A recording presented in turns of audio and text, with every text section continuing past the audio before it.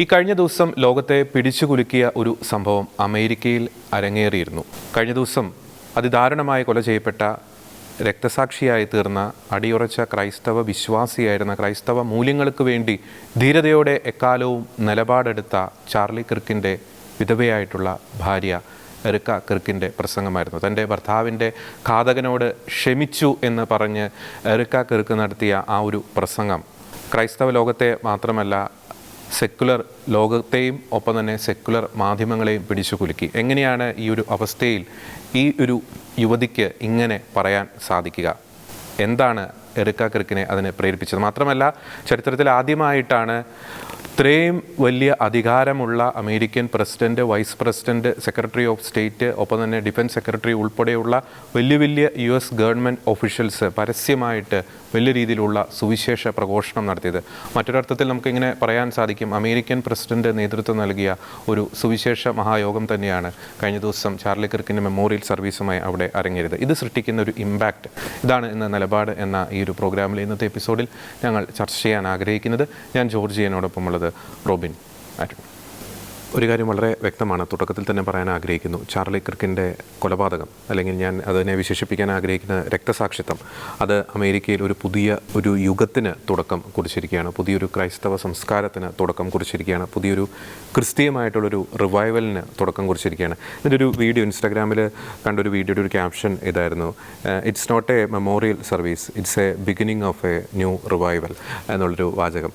മറ്റൊരു പ്രധാനപ്പെട്ട ഒരു വാചകമുണ്ട്: God has now return to White House. അത് അക്ഷരാർത്ഥത്തിൽ ശരിയാണ്. ലോകത്തിൽ ഇത്രത്തോളം ശക്തരായിട്ടുള്ള നേതാക്കൾ ഒരു മടിയും കൂടാതെ ചിലർക്കൊക്കെ കർത്താവിനെ ഏറ്റു പറയാനൊക്കെ ചില ലജ്ജാകരമായിട്ടുള്ള ചില ചിന്തകളൊക്കെ ചിലർ നയിക്കുന്നുണ്ട്. പക്ഷേ ഒരു ലജ്ജയോ ഒരു മടിയോ കൂടാതെ Donald Trump, Marco Rubio, JD Vance തുടങ്ങിയ ശക്തരായിട്ടുള്ള നേതാക്കൾ ക്രിസ്തുവിനെ പ്രഘോഷിക്കുന്ന ഒരു കാഴ്ചയാണ് ചാർലി കിർക്കിൻ്റെ ആ ഫ്യൂണറലുമായി ബന്ധപ്പെട്ടുള്ള മെമ്മോറിയൽ സർവീസിൽ നാം കണ്ടത്. അതിനകത്ത് JD വാൻസിൻ്റെ ആ ഒരു വാചകമാണ് എന്നെ ഏറ്റവും കൂടുതൽ സ്വാധീനിച്ചത്. അതായത് ക്രിസ്തുവിൻ്റെ രാജ്യത്വം നിഷേധിക്കുന്നതിനേക്കാൾ വിശ്വാസത്തെ പ്രതി പീഡനമേൽക്കുന്നതാണ് നല്ലത്.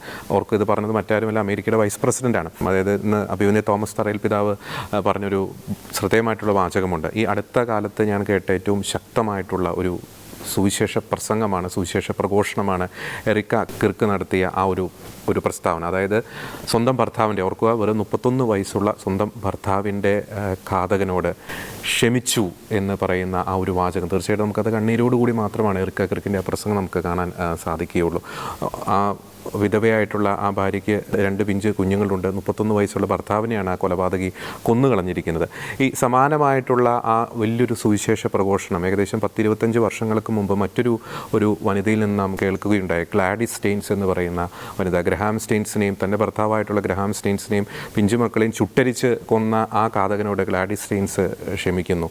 റാണി മരിയയുടെ ഘാതകനോട് അവരുടെ മാതാപിതാക്കൾ ക്ഷമിക്കുന്നു. ഇത് തീർച്ചയായിട്ടും അടിയുറച്ച ക്രൈസ്തവ വിശ്വാസമുള്ള ഒരു വ്യക്തിക്ക് മാത്രമേ സാധിക്കുകയുള്ളൂ, ക്രിസ്ത്യാനിക്ക് മാത്രമേ സാധിക്കുകയുള്ളൂ, അല്ലേ റോബിൻ? അത് വളരെ വ്യക്തമാണ്. ക്രിസ്ത്യാനിക്ക് കഴിയുന്ന ഒരു കാര്യമാണ്, ക്രിസ്ത്യൻ സംസ്കാരത്തിന് മാത്രം കഴിയുന്ന ഒരു കാര്യമാണ് സമ്പൂർണ്ണമായ ക്ഷമ എന്നുള്ളത്. ഓർക്കുക, ഇന്ന് ഇസ്രായേൽ ഗാസ വാർ നടക്കുന്നു. ഈ ക്ഷമ എന്നുള്ള ഈ ക്രിസ്തീയ ആ തത്വം അവിടെ അപ്ലൈ ചെയ്ത് തീർന്നത്. ഇനി ഉക്രൈൻ റഷ്യ വാർ നടക്കുന്നു, ഇത് അപ്ലൈ ചെയ്താൽ തീർന്നവിടെ. ഇത് അപ്ലൈ ചെയ്യാൻ ലോകത്തിന് കഴിയാത്ത ഇടങ്ങളിലാണ് സംഘർഷങ്ങൾ സംഭവിക്കുന്നത് എന്നുള്ളതാണ്. ഇനി നമ്മൾ ഈ എറിക്ക കിർക്കിൻ്റെ കാര്യത്തിലേക്ക് വരുമ്പോൾ, ഞാൻ ക്ഷമിച്ചു എന്ന് പറയുമ്പോൾ, മരിയ ഗൊരേത്തിയുടെ ജീവിതത്തിലെ ഞാൻ കുത്തിക്കൊന്ന ആ ഘാതകനോട് അലക്സാണ്ടറോട് ക്ഷമിച്ചു എന്ന് പറയുന്ന ആ ഒരു രീതി, അങ്ങനെ ഒരു ചരിത്രമുണ്ട് ഈ ക്ഷമയ്ക്ക് എന്ന് പറയുന്നത്. അപ്പോൾ എറിക്ക പറയുമ്പോൾ അതിനൊരുപാട് ചരിത്രമുണ്ട്, ഒരുപാട് ഡെപ്തുണ്ട്. അങ്ങനെ വിശുദ്ധിയിലേക്ക് നടന്നെടുത്ത ഒരുപാട് ആളുകളുണ്ട് എന്നുള്ളൊരു വസ്തുത നിലനിൽക്കുന്നുണ്ട്. മറ്റൊരു കാര്യം എന്ന് പറയുന്നത്, ഈ കോവിഡിന് ശേഷം നടന്ന ഒരു അത്ഭുതമുണ്ട്, ലോകത്തിൽ നടന്നൊരു അത്ഭുതം. അത് ക്രിസ്തീയതയുടെ ഒരു റിവൈവലാണ്. എന്ന് വെച്ചാൽ യൂറോപ്പിലാണെങ്കിലും ഈ അമേരിക്കൻ ഭൂഖണ്ഡത്തിലാണെങ്കിലും. എന്ന് വെച്ചാൽ നമുക്കറിയാം, കഴിഞ്ഞ ദിവസം ബ്രിട്ടനിൽ എല്ലാ തിന്മകളുടെയും വിളനിരമായിരുന്ന ബ്രിട്ടനിൽ നമ്മളത് കണ്ടു. കുരിശും കൈകളിലേന്തി സെൻറ്റ് ജോർജ് കുരിശും പിടിച്ച് ഒരാൾ ഉയർന്നു നിൽക്കുന്നു. ആളുകളെല്ലാം പ്രാർത്ഥിക്കുന്നു. ആളുകളെല്ലാം ക്രിസ്തുവിനെ ഉയർത്തിപ്പിടിക്കുന്ന ഒരു കാഴ്ച എന്ന് പറയുന്നത്, അതും യുവാക്കൾ. എന്ന് വെച്ചാൽ അത്ര വലിയൊരു റിവൈവലിലേക്ക് കാലം കടന്നു പോകുകയെന്നുണ്ട്. അപ്പം അമേരിക്കയിൽ നേതാക്കന്മാർ, ഇപ്പോൾ സൂചിപ്പിച്ച പോലെ നേതാക്കന്മാരടക്കം എല്ലാവരും അത് ക്രിസ്തുവിലേക്ക്, എന്ന് വെച്ചാൽ ഈ കോവിഡിന് ശേഷം ഉണ്ടായ ഒരു പ്രതിഭാസമാണ് ക്രിസ്തുവിലേക്ക് കൂടുതലായി യുവാക്കളടക്കമുള്ള ആളുകൾക്ക് കൂടുതലായി കടന്നു വരുന്നത് ഭയങ്കരമായിട്ട്. എന്ന് വെച്ചാൽ അവരുടെ ഹൃദയത്തിൽ അങ്ങ് ഭയങ്കര ആഴങ്ങളിലേക്ക് ക്രിസ്തു ഇറങ്ങി നിൽക്കുകയും ക്രിസ്തുവിന് വേണ്ടി മരിക്കാൻ തയ്യാറാണ് എന്ന് പറഞ്ഞ് എഴുന്നേറ്റ് നിന്ന് സംസാരിക്കാൻ കഴിയുന്ന ആളുകളുടെ എണ്ണം ഭയങ്കരമായി വർദ്ധിക്കുന്നു എന്നുള്ളൊരു അവസ്ഥ. അത് കോവിഡിന് ശേഷം നടന്നൊരു സംഭവമാണ്. അപ്പോൾ അങ്ങനെയാണ് ഈ എറിക്കയിലേക്ക് എത്തുന്നത് എന്നുള്ള ഒരു കാര്യം കൂടിയുണ്ട്. പിന്നെ പലപ്പോഴും നമ്മൾ ഇതിനെക്കുറിച്ച് പറയുമ്പോൾ മനസ്സിലാക്കേണ്ടത്, ഇപ്പോൾ യൂറോപ്പിൻ്റെ ചരിത്രത്തിൽ നമുക്കറിയാം പല കഷ്ടപ്പാടുകളിലെയും ഈ യൂറോപ്പിലെയും അമേരിക്കയിലെയും മനുഷ്യർ കടന്നു പോയിട്ടുള്ളത്. ഇപ്പോൾ അമേരിക്കയിലേക്കാണെങ്കിൽ കുടിയേറ്റത്തിൻ്റെ കാലത്ത് ഈ ഗ്രേറ്റ് പ്ലെയിൻസിലേക്കൊക്കെ യൂറോപ്പിൽ നിന്ന് കുടിയേറ്റം നടക്കുന്ന കാലത്ത് നമ്മുടെ ഇവിടെ കുടിയേറ്റം നടന്ന പോലെ അസുഖങ്ങളും എല്ലാം പിടിച്ച് ഒരുപാട് ആളുകൾ മരിച്ചു പോകുന്ന സാഹചര്യമുണ്ട്. അതുപോലെ ഖനികളിലൊക്കെ പണിയെടുത്ത മനുഷ്യന്മാർ, അവരുടെയൊക്കെ അവസ്ഥ ആയുസ് 10, 40, 48, 50 വയസ്സിനുള്ളിലൊക്കെ മരിച്ചു പോകുന്ന ഒരുപാട് മനുഷ്യരുണ്ടായിരുന്നു. അവർക്കെല്ലാം ഒരുപാട് മക്കളും ഉണ്ടായിരുന്നു.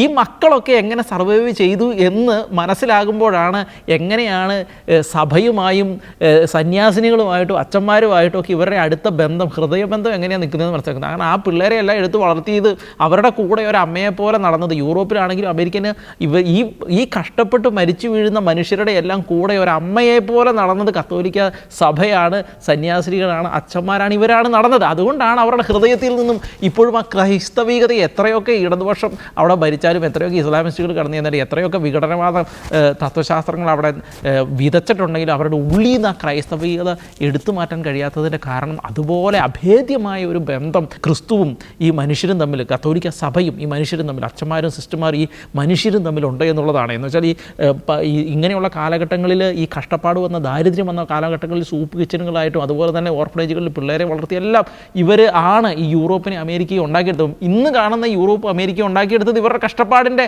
ഫലമാണ് എന്നാണ് നമ്മൾ പറഞ്ഞു വയ്ക്കുന്നത്. ഇനി മറ്റൊരു കാര്യം കൂടി നമ്മൾ മനസ്സിലാക്കേണ്ടത്, ക്രൈസ്തവികതയിൽ നിന്ന് ഈ പ്രദേശങ്ങൾ മാറിയപ്പോൾ എന്ത് സംഭവിച്ചു എന്നുള്ളത് ചോദിച്ചു കഴിഞ്ഞാൽ ബൈബിളിൽ പറയുന്നുണ്ട്, ആ ജനത്തിൻ്റെ ദുഷ്ടത മൂലം ആ പ്രദേശം, ആ ജനതയെ അവിടെ നിന്നും അവർ നിഷ്കാസനം ചെയ്യും. അപ്പോൾ നിങ്ങൾക്ക് ആ പ്രദേശം ഞാൻ തരും എന്ന് മോശയോട് ദൈവം അന്ന് വാഗ്ദാനം ചെയ്യുന്നൊരു സമയമുണ്ട്. അതേ കാര്യം തന്നെയാണ് ക്രിസ്തുവിനെ കണ്ണടച്ച് ഇരുട്ടാക്കി ക്രിസ്തുവിനെ മാറ്റി നിർത്തി കഴിഞ്ഞപ്പോൾ യൂറോപ്പിന് കണ്ണും മൂക്കും ഇല്ലാതെയാണ് പോകുന്നത്. ആ പ്രദേശത്തു നിന്ന് ആ ജനത തന്നെ ഇല്ലാതാകുന്ന, അവരുടെ പ്രദേശത്തു നിന്ന്, ഇപ്പോൾ ബ്രിട്ടനിൽ നിന്നാണെങ്കിൽ ബ്രിട്ടനിലെ ജനത തന്നെ അവിടുന്ന്, അവരുടെ തദ്ദേശീയമായ ജനത അവിടെ ഇല്ലാതാവുന്ന അവസ്ഥയിലേക്ക്, അവർക്ക് അവിടുന്ന് ഓടിപ്പോകേണ്ട അവസ്ഥയിലേക്ക് ആ രാജ്യത്തെ ഈ ഇടതുപക്ഷത്തിനടക്കമുള്ള ആളുകൾ അവിടെ എത്തിച്ചു എന്നുള്ളതാണ് നമ്മൾ മനസ്സിലാക്കേണ്ടത്. എന്ന് വെച്ചാൽ അങ്ങനെ ഒരു അവസ്ഥയിലെത്തി. അവിടെ നിന്നാണ് ആ മനുഷ്യർ വീണ്ടും ക്രിസ്തുവിലേക്ക് തിരിച്ചു വരുന്നത്. അതുതന്നെയാണ് അമേരിക്കയിൽ സംഭവിച്ചുകൊണ്ടിരിക്കുന്നത്. അപ്പോൾ ഈ എറിക്ക ക്രിക്കിലേക്ക് എത്തുമ്പോൾ വലിയൊരു റിവൈവലിൻ്റെ, ക്രിസ്ത്യൻ റിവൈവലിൻ്റെ, ക്രിസ്തു ഉയർത്തെഴുന്നേറ്റ് നിൽക്കുന്നതിൻ്റെ, ക്രിസ്തു രാജാവായി നിൽക്കുന്നതിൻ്റെ, അവർ ഉപയോഗിക്കുന്നത് ക്രിസ്തുവിൻ്റെ രാജ്യത്വം എന്നുള്ള ഒരു വാക്കാണ് ഉപയോഗിക്കുന്നത്. ക്രിസ്തുവിൻ്റെ രാജ്യത്വം യൂറോപ്പിലും അമേരിക്കയിലും ഉയർത്തെഴുന്നേൽക്കുന്നു. അത് ഉയർത്തെഴുന്നേൽച്ചുകൊണ്ടിരിക്കുന്നതിൻ്റെ രൂപഭാവങ്ങളാണ് നമ്മൾ ഈ എറിക്ക ക്രിക്കിലൂടെ, JD വാൻസിലൂടെ, അതുപോലെ തന്നെ ഇവിടെയുള്ള നേതാക്കന്മാരിലൂടെ, ഇപ്പം ബ്രിട്ടനിൽ കണ്ട വലിയ റാലിയിലൂടെ എല്ലാം നമ്മൾ കാണുന്നത്. അപ്പോൾ എറിക്ക ഒരു സിമ്പലാണ് എന്ന് വെച്ചാൽ ക്രിസ്ത്യൻ റിവൈവലിൻ്റെ, ക്രിസ്തു എത്രത്തോളം സ്വാധീനം ഇപ്പോൾ ഈ മനുഷ്യരുടെ ഇടയിൽ പ്രവർത്തിക്കുന്നു എന്നുള്ളതിൻ്റെ, ലോകത്തിൽ പ്രവർത്തിക്കുന്നു എന്നുള്ളതിൻ്റെ വലിയൊരു സിമ്പലാണ് എറിക്ക എന്ന് പറയുന്നത്. തീർച്ചയായും അത് വളരെ പ്രധാനപ്പെട്ട ഒരു കാര്യമാണ്. ആദ്യമായിട്ട് എനിക്കൊന്ന് വലിയൊരു ഇടവേളയ്ക്ക് ശേഷം ആദ്യമായിട്ടായിരിക്കും ഇത്രത്തോളം ശക്തരായിട്ടുള്ള നേതാക്കളുടെ വായിൽ നിന്നും കർത്താവിനെ ജീസസ് എന്ന് പേരെടുത്ത് വിളിച്ചുകൊണ്ട് പ്രകീർത്തിക്കുന്ന വാചകങ്ങളും പ്രസ്താവനകളും നമുക്ക്, ചിലരൊക്കെ ഗോഡ് എന്നൊക്കെ പലരും പറയും, പക്ഷേ ജീസസ് എന്ന് പറഞ്ഞ് ക്രിസ്തീയമായിട്ടുള്ള വചനങ്ങളൊക്കെ ഇത്രത്തോളം വലിയ ഗവൺമെൻറ് ഒഫീഷ്യൽസ് വലിയൊരു പബ്ലിക് ഓഡിയൻസിന് മുമ്പിൽ പ്രഘോഷിക്കുന്നത് ഒരുപക്ഷെ വലിയൊരു ഇടവേളയ്ക്ക് ശേഷം ഇത് ആദ്യമായിട്ടാണ്. ഒരു കാര്യം കൂടി പറയാൻ ആഗ്രഹിക്കുന്നത് എന്ന് വെച്ചാൽ, ബ്രിട്ടീഷ് സർക്കാർ പബ്ലിക്കായിട്ട് പ്രാർത്ഥിച്ചതിന് ആളുകളെ അറസ്റ്റ് ചെയ്ത് ഇടത്താണ് ലക്ഷക്കണക്കിന് മനുഷ്യർ കുരിശും പിടിച്ചുകൊണ്ട് ജാഥ നടത്തിയത് എന്നുള്ളതാണ് ഏറ്റവും പ്രധാനപ്പെട്ട കാര്യം. അപ്പോൾ അരുണിലേക്ക് വരുമ്പോൾ, അരുൺ, നമുക്കറിയാം എറിക്ക കിർക്ക് പറഞ്ഞ ആ ഒരു വാചകം, അതിൻ്റെ ഒരു ഡ്യൂറേഷൻ എന്ന് പറയുന്നത് വെറും ഒരു 30 സെക്കൻഡ് ആയിരിക്കാം. എൻ്റെ ഭർത്താവിൻ്റെ ഘാതകനോട് ഞാൻ ക്ഷമിക്കുന്നു. പക്ഷേ അത് ഉണ്ടാക്കുന്ന ഇമ്പാക്റ്റ് എന്ന് പറയുന്നത് ലോകാവസാനത്തോളം നിലനിൽക്കുകയില്ലേ? ജോർജ് ചാർലി കിർക്ക് മരിച്ച ദിവസങ്ങളിൽ നമ്മുടെ മീഡിയകളിൽ വന്നൊരു വാർത്തയുണ്ടായിരുന്നു. അതായത് വലിയൊരു വംശീയവാദി കൊല്ലപ്പെട്ടിരിക്കുന്നു, വലിയൊരു വംശീയവാദി. തീവ്ര വംശീയ ആശയങ്ങൾ പ്രചരിപ്പിച്ചവർ. ഇത് ക്രിസ്ത്യൻ മാനേജ്മെൻറ്റുകളുടെ ചില മീഡിയകളിൽ പോലും അത് നമുക്ക് കാണാൻ കഴിഞ്ഞു. തീവ്ര വലതുപക്ഷ നിലപാടുള്ള വ്യക്തി. അപ്പോൾ ഇങ്ങനെ ഒരു വ്യക്തി ഇപ്പോൾ അമേരിക്കയിൽ മരിച്ചിരിക്കുകയാണ്. ഇനി കാണാൻ പോകുന്നത് കലാപം. കാരണം ഒരു തീവ്രവാദിനെ കൊലപ്പെടുത്തിയിരിക്കുന്നു. അപ്പോൾ തീവ്ര സ്വഭാവമുള്ളവർ, അതായത് തീവ്ര വലതുപക്ഷക്കാർ ഇപ്പോൾ അവിടെ അമേരിക്കയിലും ലോകമെങ്കും അവർ അക്രമങ്ങൾ അഴിച്ചുവിടാൻ പോകുന്നു. ഇതായിരുന്നു ഇവിടുത്തെ മീഡിയകൾ ചാർലി കിർക്കിൻ്റെ മരണത്തെക്കാൾ കൂടുതൽ പ്രചരിപ്പിച്ച, അല്ലെങ്കിൽ അവർ കൊടുക്കാൻ ഉദ്ദേശിച്ചൊരു ആശയം. കഴിഞ്ഞ ദിവസം എറിക്ക കിർക്ക് പറയുന്ന ഒരു വാക്കുണ്ട്. അവൾ കൃത്യമായിട്ട് പറയുന്നുണ്ട്, ഇവിടെ കലാപങ്ങൾ സംഭവിച്ചില്ല, ഇവിടെ അക്രമങ്ങൾ ഉണ്ടായില്ല. 13 ദിവസം പിന്നിട്ടു, ഇവിടെ ഇതൊന്നും സംഭവിച്ചില്ല. പക്ഷേ ഇവിടെ വലിയൊരു മാറ്റം ഞാൻ കാണുന്നു. എൻ്റെ ഭർത്താവ്, യുവാവായ എൻ്റെ ഭർത്താവ് എന്ത് ആഗ്രഹിച്ചോ അത് ഞാനിപ്പോൾ അമേരിക്കയിൽ കണ്ടുകൊണ്ടിരിക്കുന്നു. അതിനുശേഷം ഇറക്കി പറയുന്നുണ്ട്, ദശാബ്ദങ്ങളായിട്ട് പരിശുദ്ധ ബൈബിൾ കയ്യിലെടുക്കാത്തവർ ബൈബിൾ എടുക്കുന്നത് ഞാൻ കണ്ടു. ഇന്നേ വരെ പള്ളികളിൽ പോകാത്തവർ പള്ളിയിൽ വരുന്നത് ഞാൻ കാണുന്നു. വർഷങ്ങളായിട്ട് പ്രാർത്ഥിക്കാത്തവർ ഇപ്പോൾ പ്രാർത്ഥിക്കുന്നു. ഇവർ യേശുവിനെ ഉയർത്തുന്നു. ഇത് ആണ് ചാർലി കിർക്ക് കാണാൻ ആഗ്രഹിച്ചത്. അത് ഞാൻ കാണുന്നു, ഇപ്പോൾ കാണുന്നു. അപ്പോൾ ഇതിൽ നിന്ന് വളരെ വ്യക്തമാണ് ഇവിടെ പല മീഡിയകളും പലരെയും ചാപ്പ് കുത്തിയിരിക്കുന്ന ചില പദങ്ങൾ. ഈ ചാർലി കിർക്കിനെ പറയുന്നത് വലിയ കുടിയേറ്റ വിരുദ്ധനും ട്രാൻസ്ജെൻഡറുകളുടെ ശത്രുവും എങ്ങനെയൊക്കെയാണ്. പക്ഷേ ഒരു ആശയം പറയാൻ ഒരാൾക്ക് സ്വാതന്ത്ര്യമില്ലേ? അവൻ വിശ്വസിക്കുന്ന ഒരു ആശയം അവന് പറയാൻ പറ്റാത്തൊരു സമൂഹത്തിലാണ് നമ്മൾ ജീവിക്കുന്നത്. എന്തുകൊണ്ട് ചാർലി കിർക്ക് ഈ ജെൻഡർ ഐഡിയോളജിയെയും അതുപോലെ തന്നെ ഈ ട്രാൻസ്ജെൻഡർ അജണ്ടകളെയും എതിർത്തു? അത് അദ്ദേഹത്തിന് കിട്ടിയ, അദ്ദേഹം സുവിശേഷത്തിലേക്ക് കടന്നു വന്നതിന് ശേഷം അദ്ദേഹത്തിന് കിട്ടിയ ആശയമാണ്. എറിക്ക പറയുന്നുണ്ട് എന്താണ് ചാർലിയുടെ മോട്ടോ എന്ന് ആ പ്രസംഗത്തിൽ പറയുന്നുണ്ട്. അത് പഴയ നിയമത്തിലെ യെശയ്യാ പ്രവചനത്തിലെ 6-ാം അധ്യായം 8-ാം വാക്യമാണ്.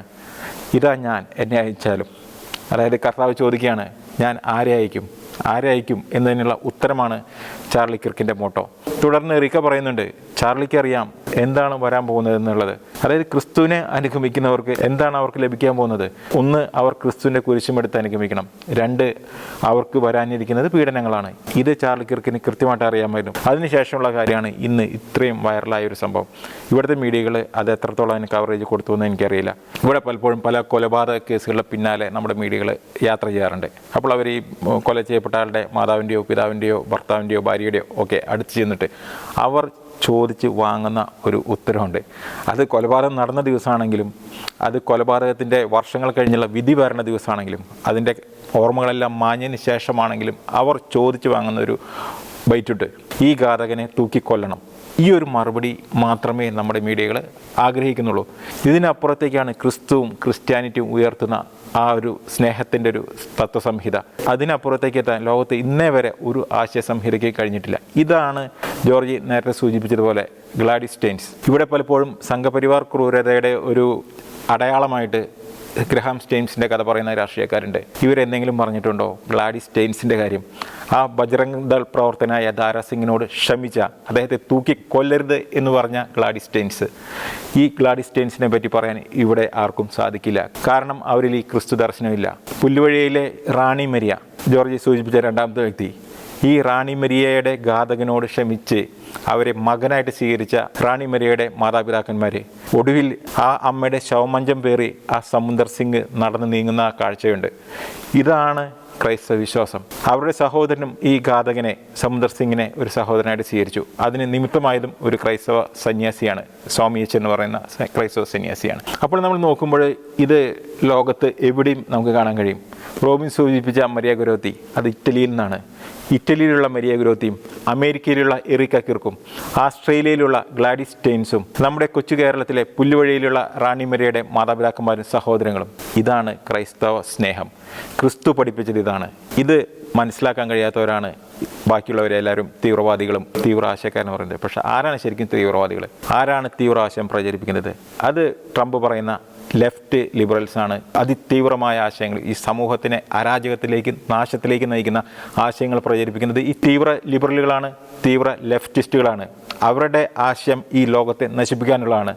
ഒരിക്കലും ഒരു ക്രിസ്ത്യൻ തീവ്രവാദി എന്നിവർ വിളിക്കുന്ന, ക്രിസ്ത്യൻ വിശ്വാസത്തിൽ അടിയുറച്ചു നിൽക്കുന്ന ചാർലി കിർക്കിനെ പോലെയുള്ള ഇവർ ഇന്നേ വരെ അദ്ദേഹത്തെ തീവ്രവാദി എന്ന് വിളിച്ചിരുന്നെങ്കിൽ ഈ ചാർലി കിർക്ക് ഒരു മോഡലാണ്. ക്രിസ്ത്യാനികൾക്കെങ്കിലും മനസ്സിലാകാനായിട്ട് ആരാണ് ക്രിസ്ത്യാനി എന്നറിയാൻ വേണ്ടിയിട്ടുള്ള മോഡലാണ്. ഇവിടുത്തെ മാധ്യമങ്ങൾ പറയുന്നതല്ല ശരി. നിങ്ങളിൽ പലരും കണ്ടിട്ടുണ്ടായിരിക്കും ഈ എറിക്ക കിർക്കിൻ്റെ ആ സമയത്തെ മുഖം. അവൾ ആ ഫോർഗിവ്നെസ് കൊടുക്കുന്ന സമയത്തെ അവളുടെ മുഖത്ത് വന്ന ഭാവങ്ങൾ നിങ്ങൾക്ക് കാണാൻ കഴിയും. ഇത് എളുപ്പമല്ല. പക്ഷേ ഇത് ക്രിസ്തുവിൽ സാധ്യമാണ്. ക്രിസ്തു കാണിച്ചു തന്ന മാതൃക അതാണ്. ഇത് ക്രിസ്തു കുരിശിൽ വെച്ച് പോലും കാണിച്ചു തന്ന മാതൃക ഇത് തന്നെയാണ്. ഇതേ ക്രിസ്ത്യാനിക്ക് ചെയ്യാൻ സാധിക്കുകയുള്ളൂ. ഇവിടെ ഞാൻ പല പെൺകുട്ടികളെയും കണ്ടിട്ടുണ്ട്, ആൺകുട്ടികളെയും കണ്ടിട്ടുണ്ട്. അവർക്ക് ആ നാമം ഉച്ചരിക്കാൻ പോലും മടി. ക്രിസ്തു എന്ന നാമം, തങ്ങളുടെ രക്ഷകൻ്റെ, തങ്ങളുടെ കർത്താവിൻ്റെ നാമം ഉച്ചരിക്കാൻ മടി. ഇപ്പോഴും അവർ ചില നിരീശ്വരവാദികൾ, എത്തിസ്റ്റുകൾ പറയുന്ന ചില വാക്കുകൾ കടമെടുത്തിട്ട് ദൈവമുണ്ടോ, അതുണ്ടോ, ഇതുണ്ടോ എന്ന് ചോദിച്ച് നടക്കുന്നല്ലാതെ അവർക്ക് യേശുവിനെ സ്വീകരിക്കാൻ സാധിക്കുന്നില്ലെങ്കിൽ അവർക്ക് ക്രിസ്തുവിനോട് യാതൊരു ബന്ധവും സ്നേഹവും ഇല്ലാത്തതുകൊണ്ടാണ്. ഈ എറിക്ക കിർക്കിനെ കുറിച്ച് കൂടുതൽ ഇവർക്ക് അറിയാമായിരിക്കും. 2012 മിസ് അരിസോണയാണ്. ഇവരെല്ലാവരും പറയുന്ന ആ ലോകത്തിൻ്റെ പ്രൗഢിയിൽ തന്നെയാണ് അവൾ ജീവിച്ചത്. ഇവളൊരു ബിസിനസ് വുമണാണ്, വലിയ ബിസിനസ്സുകാരിയാണ്. ലോകത്തെ തന്നെ പിടിച്ചു കുലുക്കിക്കൊണ്ടിരിക്കുന്ന ചാർലി കിർക്കിൻ്റെ ഭാര്യയാണ്.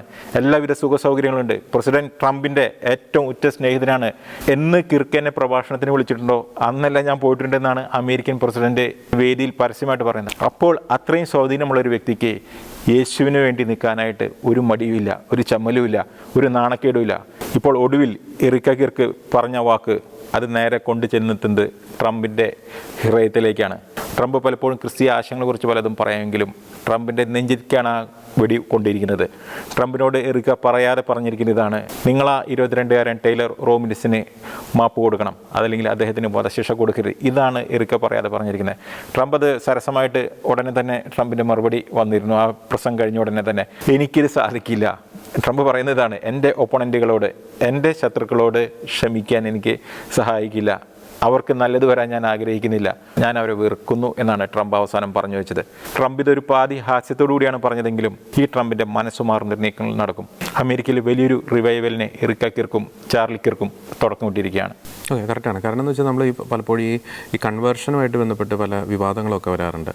ശരിക്കും ഇത്തരത്തിലുള്ള ജീവിതഗന്ധിയായിട്ടുള്ള വിശ്വാസ സാക്ഷ്യം കണ്ട് അനേകർ ക്രിസ്തുവിലേക്ക് ആകർഷിക്കപ്പെടുന്നുണ്ടെങ്കിൽ അതിനെ നമുക്ക് കുറ്റം പറയാൻ സാധിക്കും. ഇതൊക്കെ കണ്ടിട്ടാണ് ക്രിസ്തു സ്നേഹത്തിലേക്ക് അല്ലെങ്കിൽ ക്രിസ്തു വിശ്വാസത്തിലേക്ക് പലരും വരുന്നത്. അല്ലാതെ പലരും പറയുന്ന പോലെ പണം കണ്ടിട്ടോ അല്ലെങ്കിൽ സ്വാധീനം കണ്ടിട്ടോ ഒന്നുമല്ല. ഇതുപോലത്തെയുള്ള ജീവിതഗന്ധിയായിട്ടുള്ള ആഴത്തിലുള്ള വിശ്വാസ സാക്ഷ്യങ്ങൾ കണ്ടാണ് എറിക്ക കിർക്കിനെ പോലെയുള്ള, ഇപ്പോൾ ഗ്ലാഡിസ് സ്റ്റെയിൻസിനെ പോലെയുള്ള, ഇതൊക്കെ ആർക്കാണ് നോർമൽ ഒരു മനുഷ്യന് പറയാൻ സാധിക്കില്ല. പക്ഷേ ക്രിസ്തു സ്നേഹം ഉള്ളിലേക്ക് വരുമ്പോൾ നോർമൽ മനുഷ്യരൊക്കെ അബ്നോർമലായിട്ട് മാറും ക്രിസ്തുവിനെ പ്രതി. അതിൻ്റെ ഒരു പ്രതിഫലനങ്ങളാണ് ഇത്തരത്തിലുള്ള സാക്ഷ്യങ്ങളിലൂടെ, പ്രസ്താവനകളിലൂടെ നമുക്ക് കാണാൻ സാധിക്കും. എൻ്റെ ഭർത്താവിൻ്റെ ഘാതകനോട് ഞാൻ ക്ഷമിക്കുന്നു എന്ന് കണ്ണീരോടെ പറഞ്ഞ എറിക്ക കിർക്കിൻ്റെ വാക്കുകൾ തീർച്ചയായിട്ടും ജനലക്ഷങ്ങളെ പ്രചോദിപ്പിക്കട്ടെ. ഇതാണ് യഥാർത്ഥത്തിലുള്ള ക്രിസ്തു വിശ്വാസം, ക്രിസ്തീയ വിശ്വാസം, ക്ഷമിക്കുന്ന സ്നേഹം. ഈ കാലഘട്ടത്തിൽ യുദ്ധങ്ങളുടെ ഒരു കാലഘട്ടത്തിലൂടെ നാം കടന്നു പോകുമ്പോൾ, സംഘർഷഭരിതമായിട്ടുള്ള അന്തരീക്ഷങ്ങളിലൂടെ നാം കടന്നു പോകുമ്പോൾ, വെറുപ്പിൻ്റെ ഒരു സാഹചര്യങ്ങളിലൂടെ നാം കടന്നു പോകുമ്പോൾ എറിക്ക കിർക്കിൻ്റെ വാക്കുകൾ ഒരു വെല്ലുവിളി തന്നെയാണ്. സ്നേഹമായിരിക്കട്ടെ നമ്മുടെ മുദ്രാവാക്യം, ക്രിസ്തു പഠിപ്പിച്ച മാതൃകയായിരിക്കട്ടെ നമ്മുടെ മാർഗദീപം. ഈ ഒരു വാക്ക്, അത് ഇട്ടിരിക്കുന്ന തീപ്പൊരി അമേരിക്കയിൽ മാത്രമല്ല ലോകമാകെ കത്തിപ്പടരട്ടെ. അങ്ങനെ അനേകർ യഥാർത്ഥത്തിലുള്ള ക്രിസ്തീയ വിശ്വാസത്തിൻ്റെ ആഴങ്ങളിലേക്ക് വരട്ടെ എന്ന ആ ഒരു വ്യക്തമായിട്ടുള്ള ആശയം അറിയിച്ചുകൊണ്ട് മറ്റൊരു വിഷയത്തിലെ നിലപാടുമായി ഞങ്ങൾ വീണ്ടും വരുന്നതായിരിക്കും. എല്ലാ പ്രിയപ്പെട്ട പ്രേക്ഷകർക്കും നന്ദി.